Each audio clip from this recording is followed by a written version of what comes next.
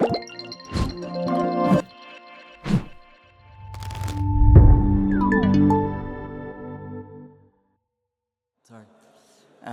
Hi, my name's Les. I'm CEO of Rematch, the sporting time machine.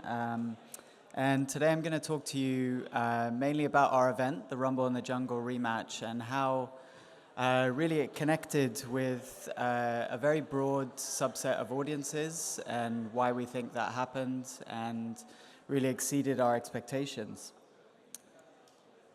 So firstly, I'll give you a brief intro on sort of myself, and there's a reason for that, and then go into Rematch as a business and what we do as a business. And then we'll jump into the event and why we thought, it resonated with a really broad audience and exceeded our expectations. So firstly, my name's Les, as I said. I started my career as a musician, touring musician, and then went into managing artists and athletes and quickly realized that it was very difficult to make any money.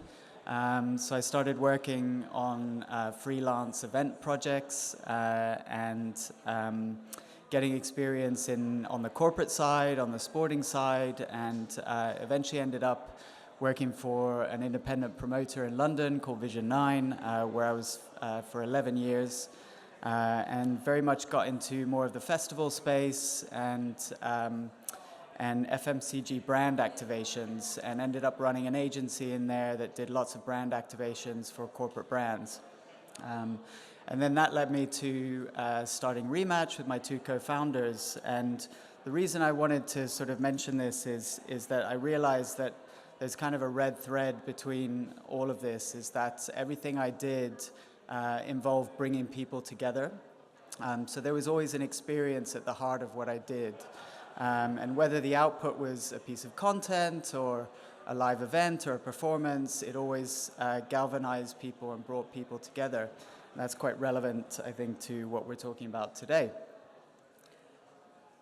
So what is Rematch? Well, first of all, is anyone here, I'm going to go out on a limb, is anyone here into sports? Hands up if you're into sports. Okay, good. You never know at these things. So Rematch reimagine the greatest moments in sport as live immersive events. And really the thinking is that these sporting events often transcend sports. They become cultural moments that are bigger than sports, and we want to dig into those and create a world where people can re-experience them. And we say reimagine quite carefully because we're not a recreation society as such, so it's not about necessarily creating everything to the exact way it happened. We use artistic license, we use the technology that we have today to present these stories and events in a new and interesting way that we hope will attract younger audiences, as well as pull on the heartstrings of the people that actually remember these events happening. So what is Rematch? What's a Rematch event? Well, it's a bit of everything, really, and they're quite hard to actually describe, which I'm sure a lot of people in the immersive space have gone through. But there are elements of festival, there are elements of theater. We basically build a world in a venue, and then our mission is to take people and allow them to time travel back to these moments and sort of forget everything that's going on in the outside world, be immersed and feel as if they were re-experiencing this moment or they play a part in the story. And so we do that through various different building blocks. A live cast of actors, they're kind of the lifeblood of the events and sprinkle that magic. Music plays a big part in pulling on the heartstrings and transporting people. We look into the food of the time, the fashion of the time. We ask people to come dressed according to the story and the era, and then we create this experience and we tell stories.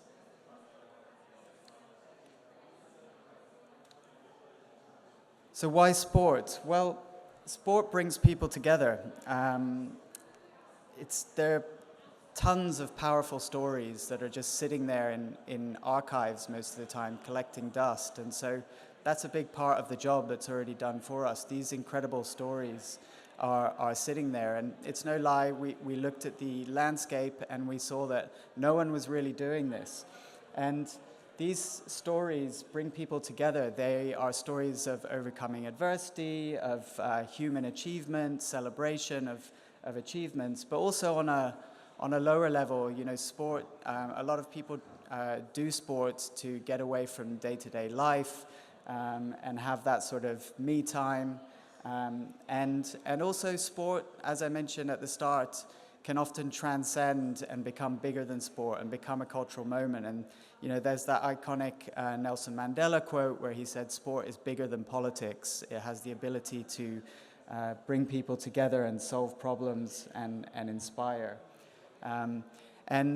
Sport is also bigger than borders. If you think about things like football clubs, that's based on a neighborhood or maybe a city, through to, you know, people supporting national squads. That brings countries together, things like the World Cups, etc. And then you move on to things like the Ryder Cup, where you're talking on a continent level. So, you know, Europe playing against the United States. So when we started the business, you know, one of the key things you do, as some of you may know, when you start your own business, is you dig into the vision and the mission and the values and really the why. Why are we doing this? Why are we starting this business? What's the point? And who are we talking to? Who are going to come and enjoy these stories? And really we started to understand that this was about connecting people, that sport is a very social thing. Again, it brings people together. And so we came up with, you know, connecting generations and communities, using the power of these stories and leveraging them, telling them in a way that was going to pull on the heartstrings of the people that remember them, but also presenting them in this fresh way that would hopefully resonate with the younger audiences who may have never even heard of these stories or these characters. And we've really seen that happen as we've started to put on these productions. So we launched in 2019 with a Wimbledon show, the iconic Borg McEnroe 1980 tennis final. But then last year we did our first sort of long-run production. We did 79 shows at a venue not too far away from here called Doc X. And we reimagined the Rumble in the Jungle, which is an iconic boxing match that happened in Zaire in Africa in 1974. Up to 750 ticket holders, and just a phenomenal achievement from the team who helped deliver this for us. So did anyone here actually come to the event? Okay, not that many of you. So I'm going to show you a quick video so you can kind of understand what went on.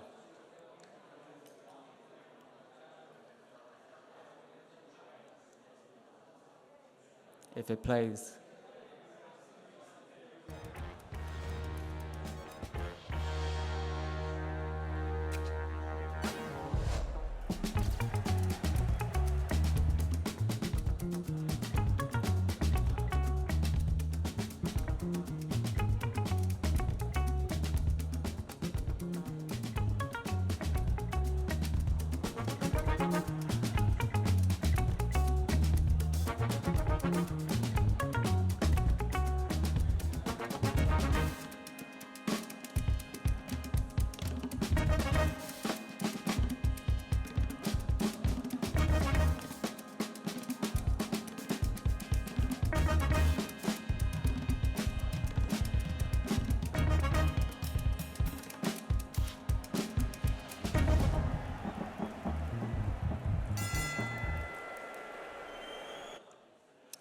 So that was the trailer. We didn't want to give away too much of the boxing.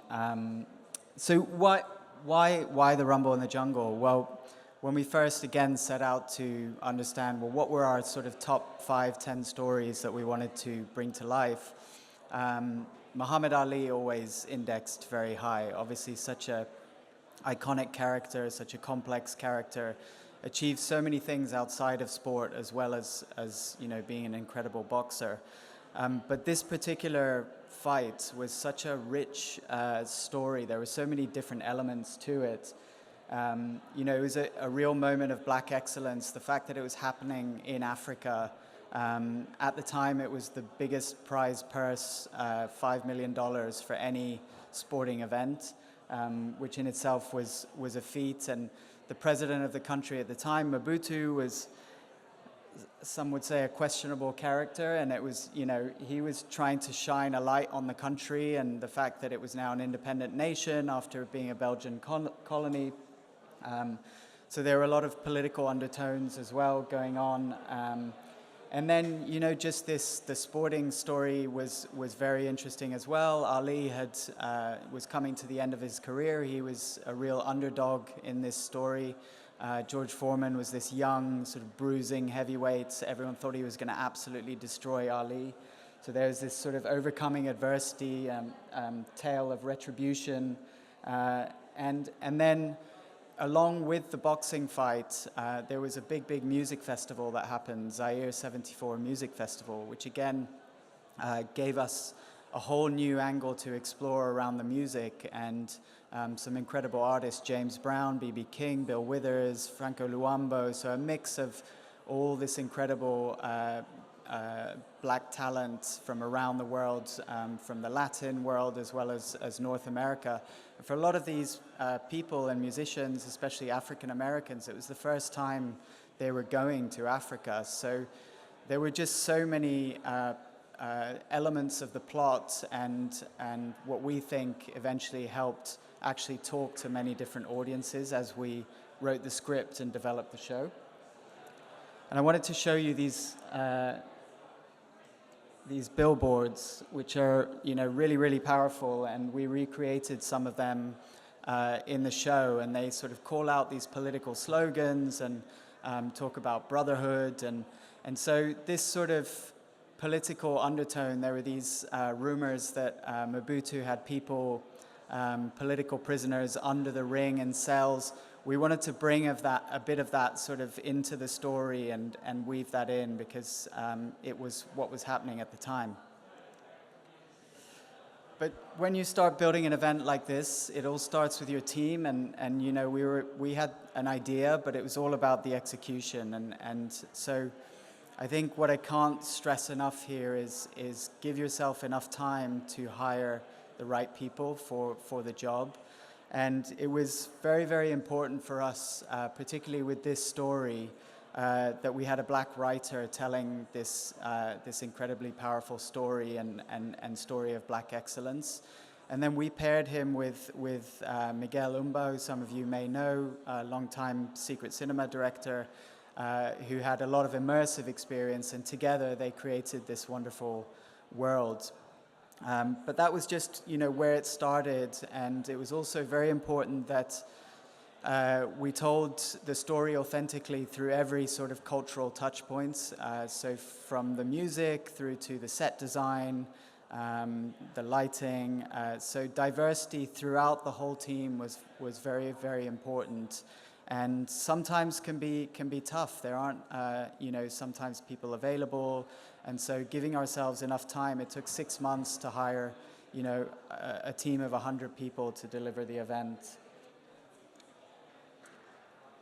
So then this part was also pretty critical in how we delivered the event, and I think massively affected the audience that came to the show. So the Rumble in the Jungle, you know, most people have heard of it. It's a very well-documented story, but the way it's been documented is mainly from white middle-aged men from the West. And so when we started having initial conversations with Tristan around, you know, how to approach the story, he said to us, are you going to retell the story of, you know, the Oscar-winning documentary When We Were Kings? Are you going to tell this from the Western perspective, from the boxing perspective? Or are you going to tell this from the Congolese perspective? Because if you're doing the former, I'm out. If you're doing the latter, I'm in with 2 feet. And that was really a big moment for us. We decided to tell the story from the Congolese perspective, which was far more interesting in the sense that it hadn't been done before and it hadn't been documented. And what would life have been like as a Congolese person living in Kinshasa in 1974, when this enormous circus, rolls into town, and this huge event happens. So we created these fictional characters, 4 narrators. One was an aspiring musician, one was a female boxer who was trying to become a professional boxer, one was a market hustler, and the other was a political activist. And they became the sort of eyes and ears that you could follow through the experience and would explain the story through the local perspective. And obviously, we were true to facts in the story and the authenticity of the story. We told the story as it happened, and we had the key real characters, Don King, Ali, Foreman, Mobutu, etc. But then we also played with it and added our dramatic flavor by adding these characters into it to give it a unique feel and give it that perspective. So off we went onto the journey. It was a long R&D phase. It started with research. Again, there's not that much that's been documented about how the Congolese people felt about this event coming to town, what it would have been like, etc. So lots of research. The other big thing was how we were going to present the boxing fight itself. What we couldn't do was just 8 rounds of pretend boxing. It would have just got boring. So we actually divided the fight into 8 mini stories, and each of those stories was talking to a different subset of audience. So some focused more on music and dance and the culture at the time and the culture in Kinshasa. Part of it was more on the political undertones. We moved into then monologues from Ali and Foreman and both of their sort of internal monologues. And so each round really had this micro story that appealed to different sections of our audience and was really fascinating and fun to bring to life. We also employed 2 Congolese cultural consultants to help us with things like what were the color palettes in the time, what was the architecture like. We really wanted to get that sort of authentic feel right, and it was really important to us.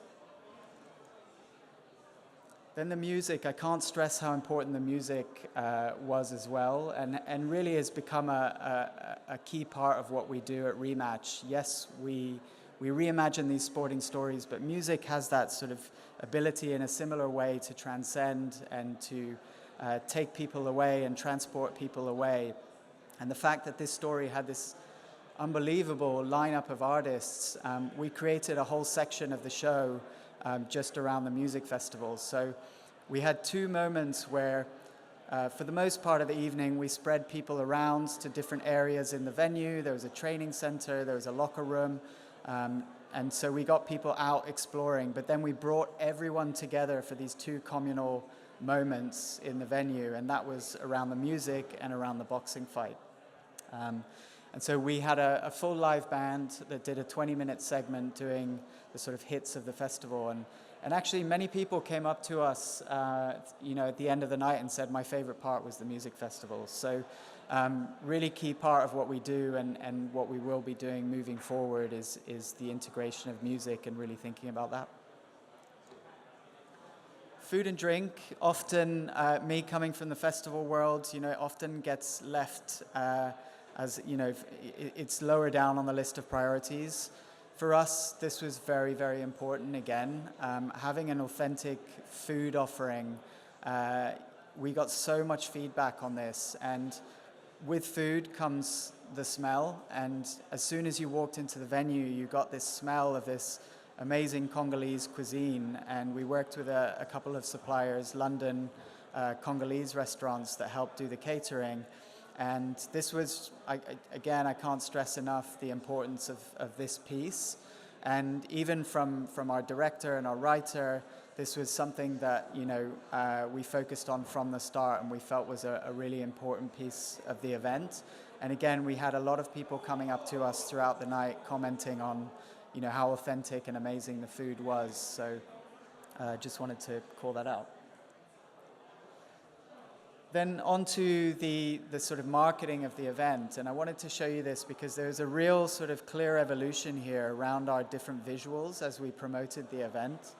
And again, the reason for that is we wanted to talk to different people. We knew that a lot of people would know Muhammad Ali, but not a lot of people would know, or less people would know about the Rumble in the Jungle. And then, you know, understanding what is this? What are you actually doing? Do we go? Is it a museum? What is the experience? So we started with the first visual, which was teasing the sort of butterfly and bee motif.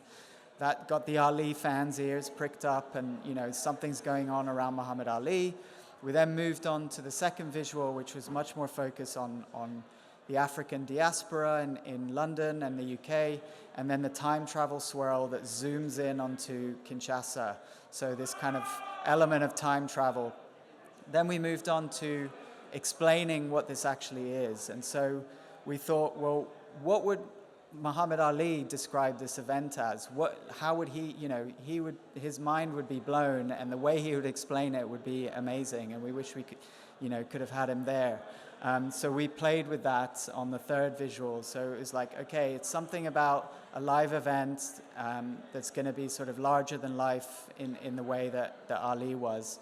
And then our final visual, the one that we used on, you know, the out-of-home campaigns, etc., that was really driving the message of this is a live event, there's a live audience on it, there's going to be music, there's going to be boxing, there's going to be fun, here's all the ticket information, venue information, etc. So a real sort of clear evolution, trying to talk to as many different audiences as we could. So here they are, our beautiful audience. And we were really proud of it. You know, some nights just standing back and watching the audience. It was a really joyful show. And we had so many different types of people, from you know, old East End grizzly boxing fans through to families. You know, we underestimated how much it would resonate with the African diaspora in London, and we got so many lovely comments from Congolese Londoners who came, and what it meant to them, and then of course experience seekers. You know, the positive people of Secret Cinema, some of them came 9-10 times to the show, which was just unbelievable. So I think in terms of the objectives that we set out and reaching them around the audience, we were truly blown away and thankful. So a couple of stats before I end. 59% of our audience identified as non-white, which for a sort of theatrical-based production is quite remarkable if you're not a specifically black-led theater company. 51% of our audience was female. Again, surprising, with a boxing story at the heart of it. The fact that our audience was practically 50-50 just showed again that cultural wraparound really sort of broadens your audience. This isn't just a boxing story; it's a culture story. And then, some other amazing stats around people coming to these types of shows for the first time. I think we can all feel the momentum around immersive entertainment, judging by the amount of people at this event today. So it was just really great to see these statistics. So I'm going to end on another short film, and then we can open up to questions. Please do ask away. This was a BBC News report, and it really goes into what this meant for our cast as well as the audience, because I think there's a clear link, and yeah, you'll see. So now, it was an event that transcended sport, drawing one of the biggest television audiences of the 20th century. The Rumble in the Jungle saw Muhammad Ali upset the odds by knocking out undisputed world heavyweight champion George Foreman. Well, next year marks the 50th anniversary of the fight, and to celebrate, an immersive theatre production with London talent at its heart is taking audiences back to 1974 in what was then Zaire to relive the moment. Chris Legg has been behind the scenes at one of the final rehearsals. My name's Don King, and I'm about to take you back all the way to 1974 to one of the biggest and greatest events ever. And that is the Rumble in the Jungle, baby. Let's go. Don King was the brains behind the fight of the century. The brawn, That was provided by George Foreman and, of course, Muhammad Ali. I am the greatest. Many agree he was. Come on, boy. And reenacting his finest hour is a heavyweight challenge for Akil Young. Mirroring the fight, it's a lot harder than we imagine it would be, because there's all these intricacies with how each fighter fights. You know, Muhammad Ali is very much bouncy and just kind of pop, and he comes in and out. It's also accepting the challenge of portraying someone of that stature that every single person on this planet knows or heard about. The Rumble in the Jungle saw Ali take on and topple the undefeated and undisputed world heavyweight champion George Foreman, played by Londoner Alexander Ajiwan. Everyone knows who Ali is. Not enough people know who George Foreman is. Everyone thinks about the grill. Everyone from surface level sees him as a very angry man, but he's very observant, quiet. So he only speaks when he needs to speak, and that's a brilliant thing about George. Juanita Ayuca plays Cuban singer Celia Cruz, who performed at the Zaire festival ahead of the fight. You have a personal connection. Explain that to this story. So my uncle, Franco Luambo, he was also in the festival with his band. So it's a moment in history that I feel really proud as a Congolese. It's something that we celebrated a lot, that event, because it was so unique to have the whole African diaspora in one moment in time with such a big event like the most famous boxing match between Muhammad Ali and George Foreman. Rematch is immersive theatre, and among those who have brought the production to life is London composer Femi Tomoa. Transferring sport to the stage to theatre is a real challenge. We've seen some spectacular failures in the past. What gives you the confidence you're going to succeed here? I think because the original thing itself, there was so much drama in it. It felt like it could be staged, although it wasn't. For us, I don't think it was that much of a stretch to then try to recapture some of that original energy and bring it to the stage. That stage is set. Now to see if Rumble in the Jungle Rematch will prove a knockout with audiences. Chris Legg, BBC London. So thanks very much. Yeah, feel free to ask any questions. And thank you.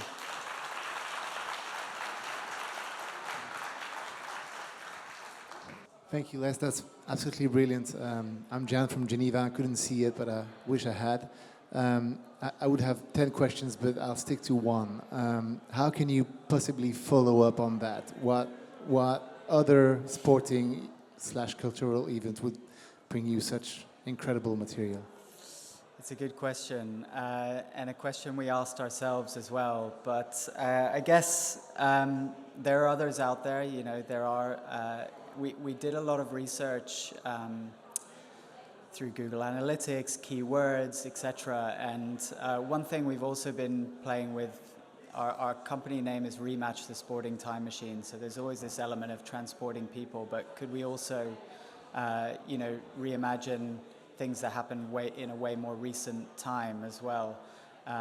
There are great stories. I guess I can't say too much, but there are other, phenomenal stories and IPs out there, and we think our next one's pretty exciting and on par. So watch this space. I love the demographics you showed on the screen in terms of where you. your audience came from. But in terms of the Congolese indigenous, there wasn't a stat for that. Did you get people from the local area, and kind of how many, and were there any issues with regard to that? I mean, how you tried to encompass the whole narrative of Congolese, I found really interesting as well. Well, it's very difficult to get, absolutely granular data for everyone who comes. We can't ask people about their ethnicity necessarily on that level. So the data that we have is a bit broader. It's more around gender, race, etc. But I can confidently tell you that most nights we had people from Congolese origins coming to the event. Some of them had traveled from as far as France, Belgium, etc. We also had the Congolese ambassador for London come twice to the event. So, and with our Congolese consultants, the way we approach the story, I think the words sort of spread quite quickly. And so we witnessed a lot of people would come up to us every night and say, thank you for doing this, thank you for telling it in this way. So, yeah, we think it certainly resonated. I'm afraid we're not going to have time for any more questions, but thank you so much for such an inspiring conversation. But you'll be around for the next hour or come so? and see me. Would love to chat to you, and thank you very much. And thanks, guys, for having us. Thank you. I'll just wait till he comes off and then go back up.